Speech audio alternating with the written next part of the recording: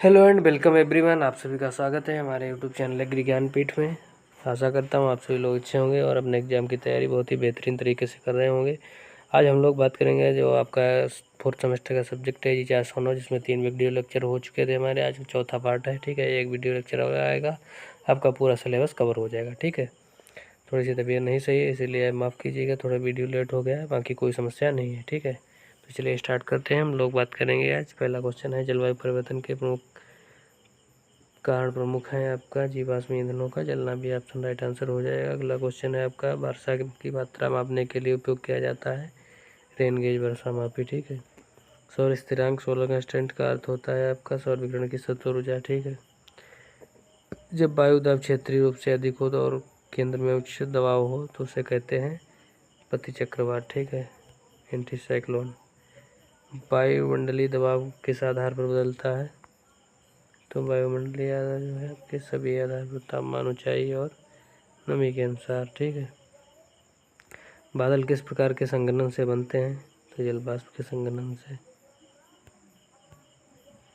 धरती की सतह से विकिरण होने वाली ऊर्जा क्या कहलाती है? तो दीर्घकालिक तरंग कहलाती है, ठीक है।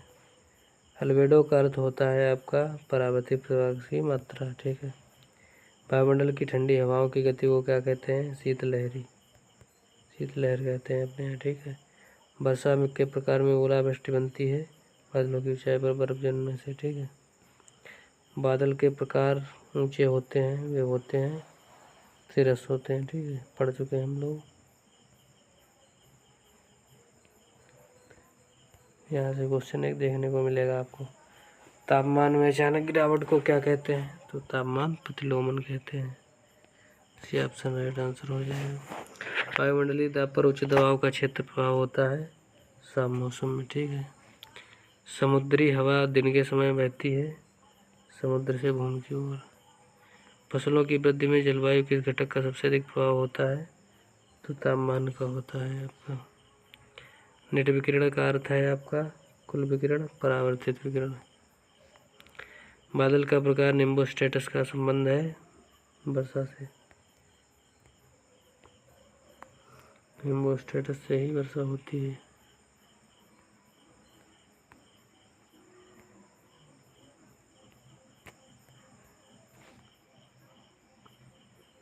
मानसून का भारत में प्रभाव अधिक होता है जून सितंबर में, ठीक है।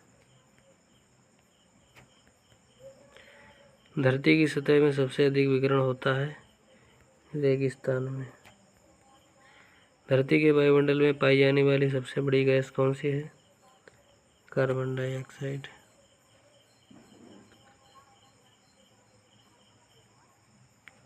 सॉरी, नाइट्रोजन है, 78%। गलत हो गया क्वेश्चन। नाइट्रोजन आपकी 78%।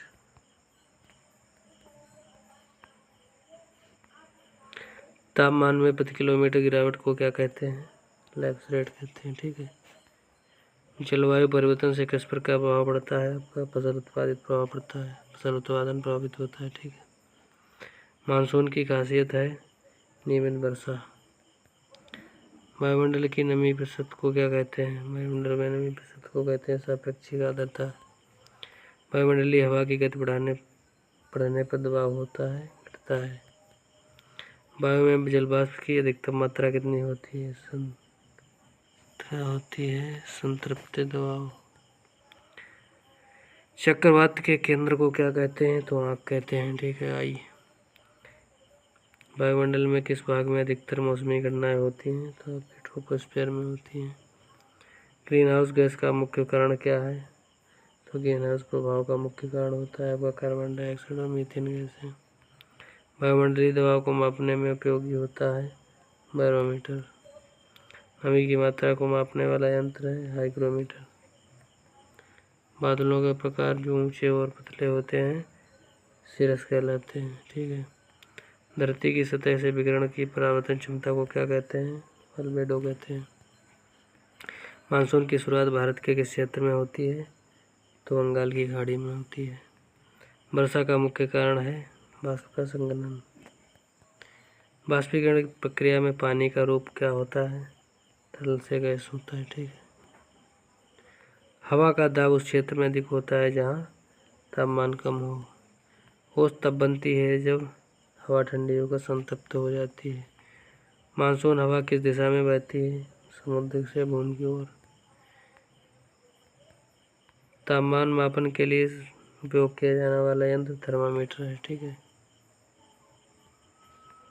ट्रोपोस्फीयर की मोटाई लगभग होती है 10 से 15 किलोमीटर होती है। वायु में नमी की अधिकतम मात्रा को क्या कहते हैं? तो संतृप्त नमी कहते हैं। वायु दाब कम होने पर हवा की गति होती है तेज।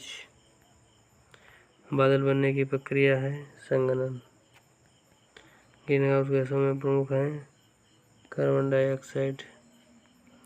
वायुमंडल में सबसे अधिक मात्रा किस किस की होती है? तो नाइट्रोजन की होती है। किस गैस की होती है? वर्षा मापन के लिए कौन सा यंत्र है? आपका रेन गेज।